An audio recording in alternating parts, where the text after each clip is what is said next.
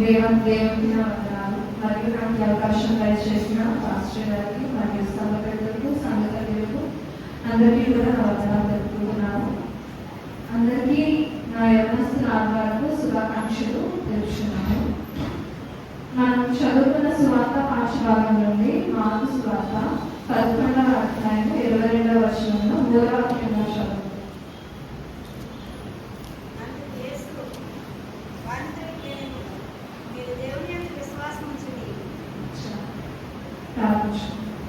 సర్వాశ్వరులకు కారణములు మా పరమతి మా పరమపరలో ఉంటాండి. నీకు వందనాలు, స్తోత్రాలు, స్తుతులేవా. ఇదిగో తండ్రి, మమ్మల్ని ఎంతగానో ప్రేమించి మాకు దయచేసిన సమయాన్ని బట్టి తండ్రి నీకు వందనాలు తెలుపుతున్నాను తండ్రి. వాక్యం ధ్యానించుగా తండ్రి, దేవా నీవే నాతో ఉంటుంది తండ్రి. దీన్ని గ్రహించి తండ్రి వాటిని వదిలేసే వారిగా కాకుండా తండ్రి దాన్ని ఆచరణలో పెట్టేవారుగా మాకు సహాయం దయచేయమని క్షీరాలుగా యేసుక్రీస్తునామమున అడిగి ప్రార్థన చేసిన తండ్రి. మనం చదువుకున్న మార్కు సువార్త 11వ అధ్యాయం 22వ వచనంలో మీరు దేవుని యందు విశ్వాసం ఉంచుడి అనేది. ఈరోజు టాపిక్ ఏంటి మంది? యవనస్తుల ఆదివారం కొరకు సిద్ధం చేయబడిన అంశం ఏంటి? క్రీస్తునందు విశ్వాసంతో ఎదుగుట, growing with faith in Christ. అసలు ఫెయిత్ అంటే ఏంటి? విశ్వాసం అంటే ఏంటి? చాలా యూన్స్ వస్తాయి కదా, strong belief, strong religious belief, trust, నమ్మకం అన్నీ వస్తాయి. అసలు బైబిల్లో విశ్వాసం గురించి ఏమంటుంది అనేది చూద్దాం. హెబ్రీయులు 11వ అధ్యాయం 1వ వచనం. విశ్వాసం అన్నది నిరీక్షింపబడు వాటి యొక్క నిజ స్వరూపమును అదృశ్యమైనవి ఉన్నవనుటకు రుజువునై ఉన్నది. విశ్వాసం అన్నది నిరీక్షింపబడిన వాటి యొక్క నిజ స్వరూపం.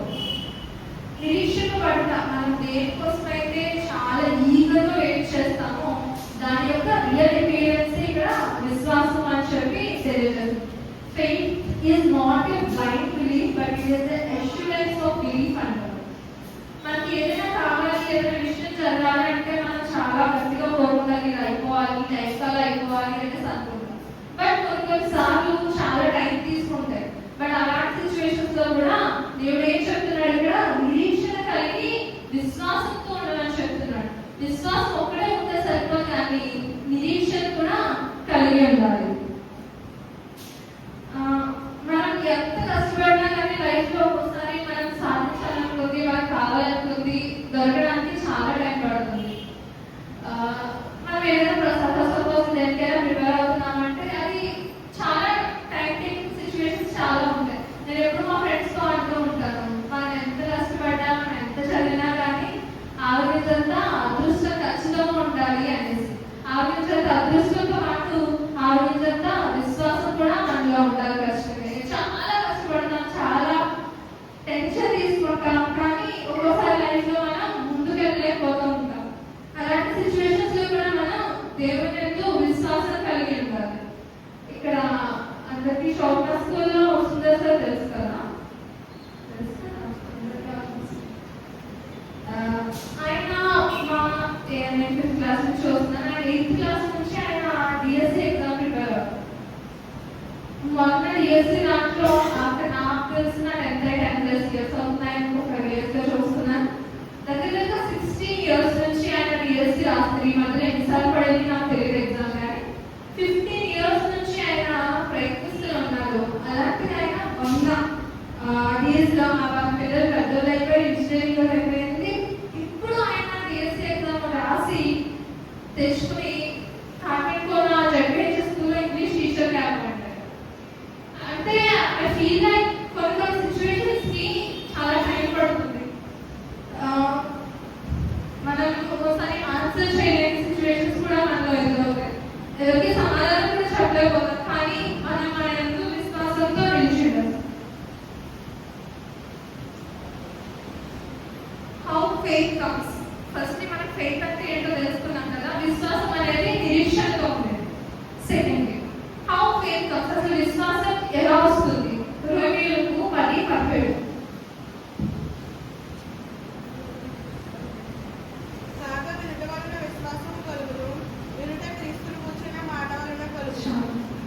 వినటం వలన విశ్వాసం కలుగుతుంది. By hearing the word of God మనం చాలా సార్లు విశ్వాసంలో పడిపోతూ ఉంటాం. బట్ అలాంటి సిచ్యువేషన్ లో కూడా ఏదైనా సరే దేవుని మీద ఆధారపడితే, దేవుని మీద మనం ఆడుకుంటే definitely he will help us. It will take time, but ఖచ్చితంగా అది జరుగుతుంది. ఫస్ట్లీ మన విశ్వాసం ఎలా వస్తుంది అంటే it comes from by hearing the word of God. వినటం వలన విశ్వాసం వస్తుంది. రెండవదిగా మన దేవుడు ఒక విషయం కోసం మనం విశ్వాసంలో పడిపోతే దేవుడు మనకు చాలా విషయాల్లో కాపాడుతున్నాడు. ఇదివరకు లైఫ్ లో చాలా విషయాల్లో మనం ఫెయిత్ఫుల్ గా మనం ఆయన కోసం ఎదురు చూసినప్పుడు దేవుడు చాలా నిరీక్షణతో మనం ఎదురు చూసినప్పుడు దేవుడు మనకు చాలా చేస్తూ ఉంటాడు. అలాంటి విషయాలు మనం రిమెంబరెన్స్ లో ఉంచుకోవాలి. We have to remember the times where God is faithful in life. మనం దేవుని పైన ఆనుకొని ఉన్న సిచ్యువేషన్స్ ని మనం జ్ఞాపకం చేసుకోవాలి. విశ్వాసం అంటే మనం దేవుడి మీద ఉండడం కాదు, మనం కూడా విశ్వాసంగా ఉండాలి. మనకు చాలా చేస్తుంటాడు. ఒక్క విషయంలో చేయలేదని చెప్పి మనం ఆయన నిందించి నాకు ఎందుకు చేయలేదు, నేనంటే ఇష్టం లేదా, నేను అసలు ఎంత ప్రయత్నించినా ఇంత వల్ల కావట్లేదు అన్న సిచ్యువేషన్స్ లో మనం ల్యాండ్ అవ్వకూడదు. Thirdly ask God for faith in prayer. Firstly మనం దేవుని యొక్క వాక్యాన్ని వినాలి. రెండవదిగా దేవుని మనం జ్ఞాపకం చేసుకోవాలి. మూడవదిగా ప్రార్థన. ప్రార్థన ద్వారా మనం ఇంకా విశ్వాసంలో బలపడతాం. మరి విశ్వాసం ఎవరి మీద కలిగి ఉండాలి? విశ్వాసం ఎవరి మీద కలిగి ఉండాలి? మనం గలతీ 2:20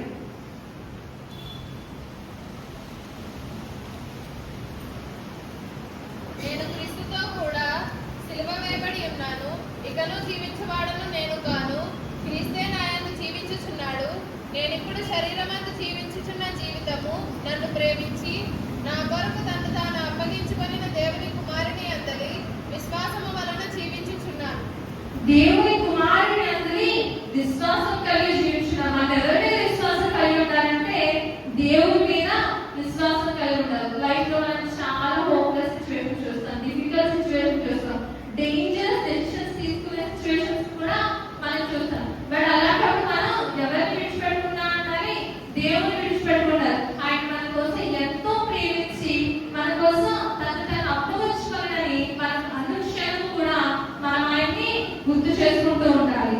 ఏ విశ్వాసం ఏ విధంగా ఉండాలి అంటే మనం ఇలా చదువుతున్న మార్క్స్ వల్ల 11:23లో కొండ వెళ్ళి సముద్రంలో పడిపోవాలన్నా సరే అది వెళ్ళి పడిపోతుందంట. మనం అంత గొప్ప విశ్వాసము మనము కలిగి ఉండాలి. మరి మన విశ్వాసంలో ఎలా ఉండాలి అంటే 1వ తరగతి 14:11లో చెప్తున్నాడు. మెలకువగా ఉండుడి, విశ్వాసమందు నిలకడగా ఉండుడి. మెలకువగా ఉండుడి, విశ్వాసమందు నిలకడగా ఉండుడి. Consistency should be maintained in faith. ఒక విషయం గురించి మనం ప్రార్థన చేస్తున్నప్పుడు, ఒక విషయంలో మనం విశ్వాసంతో ఉన్నప్పుడు, అది జరిగిపోయినప్పుడు ఇక దాన్ని అక్కడతో ఆపేయకూడదు. కానీ ఆ విశ్వాసం గురించి ఆయన్ని కృతజ్ఞతలు తెలుపుకుంటూ మనం పొందుకున్న వాటి గురించి కృతజ్ఞతలు తెలుపుకుంటూ ఉండాలి దేవుని పట్ల. అదేవిధంగా ఆ ఫెయిత్ ని మనం కన్సిస్టెంట్ గా మెయింటైన్ చేయగలగాలి. మనకు అవసరమైనప్పుడు మన విశ్వాసం చూపించి, మనకు అవసరమైనప్పుడు మనం ప్రార్థన చేస్తూ, మనకు అవసరమైనప్పుడు వాక్యం విని, మనకు అవసరమైనప్పుడు ఎక్స్ట్రా చర్చ్ వచ్చినప్పుడు కాదు. కానీ how to maintain consistency in faith.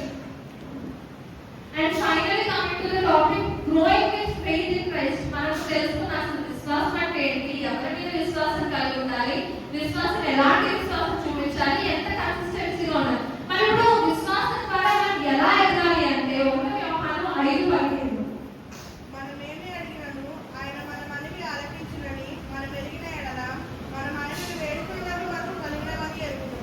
మనం ఏం అడిగినా సరే ఆయన మనకి మన మనకి ఆలకించి మనకి ఆయన దయచేస్తారని మనం ఫర్మ్ గా నమ్మాలి.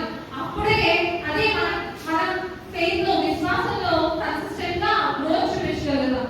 మనం ఏది అడిగినా సరే దేవుడు మనకి దయచేస్తాడు. బైబిల్లో మనం చాలా మంది చూస్తాం. ఫస్ట్ యోసేపు చూస్తాం. ఆయన మీద తప్పుడు ఆరోపణ చేసి ఆయన్ని చెరసాలలో వేసినప్పుడు ఆయన ఎంత స్ట్రాంగ్ గా నిలబడ్డాడు. ఆ తర్వాత ఆయన ఒక దేశం అంతటికీ కూడా పెద్ద అధికారిగా నియమింపబడతాడు. అదేవిధంగా యోబు గారు ఉన్న సమస్తాన్ని పోగొట్టుకొని కూడా ఆయన ఎంత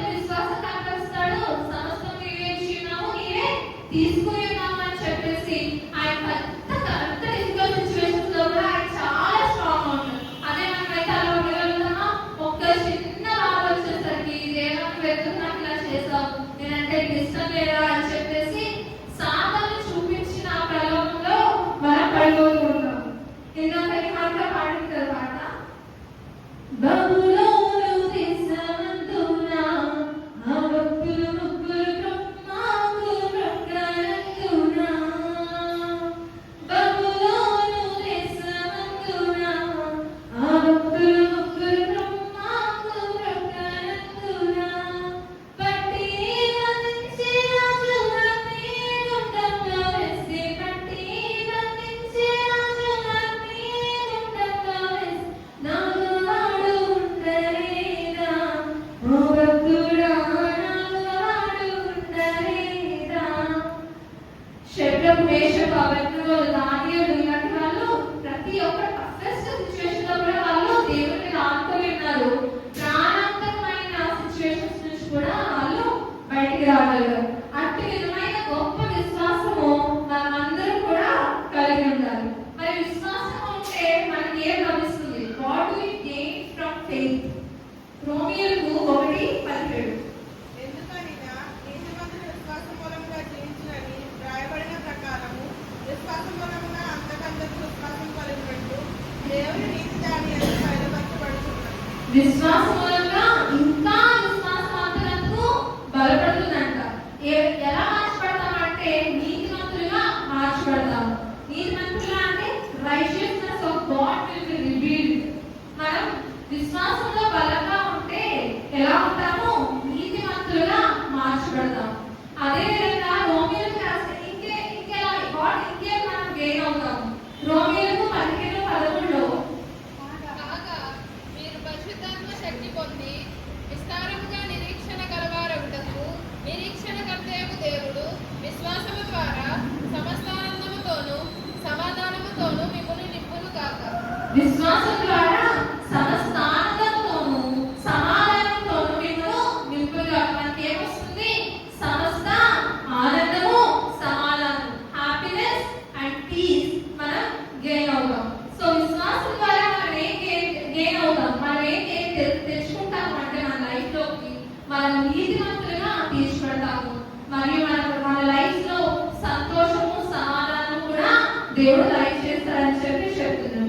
సో ఫైనల్లీ మనం ఫెయిత్ అంటే ఏమో తెలుసుకున్నాము అంటే, ఫస్ట్లీ అసలు ఫెయిత్ అంటే ఇట్స్ అష్యూరెన్స్ ఆఫ్ గాడ్. అంటే నిరీక్షణ కలిగి నిజ స్వరూపము మనం చూడడానికి నిరీక్షణతో ఎదురు చూడాలి.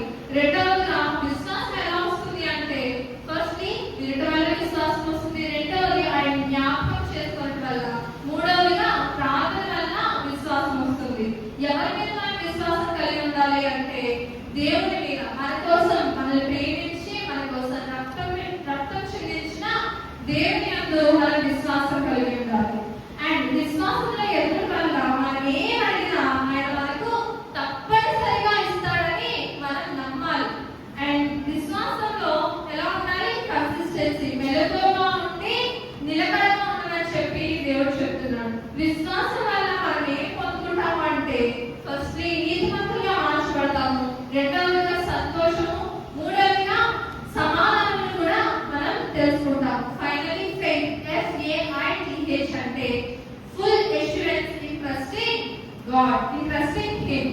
ఆయన నమ్మడంలో పూర్తి భరోసా కలిగి ఉండడమే విశ్వాసం అని చెప్పి ఈరోజు మనం తెలుసుకున్నాం. కాబట్టి మనం అందరం కూడా విశ్వాసంలో బలపడి ఆయన నామమును కీర్తిస్తూ ఎలాంటి శోధనలు వచ్చినా, ఎలాంటి ఇబ్బందులు వచ్చినా కానీ ఆయన యొక్క విశ్వాసంతో నీతిమంతులుగా సంతోషంతో సమాధానంగా కలిగి ఉండాలని కోరుకోవచ్చు.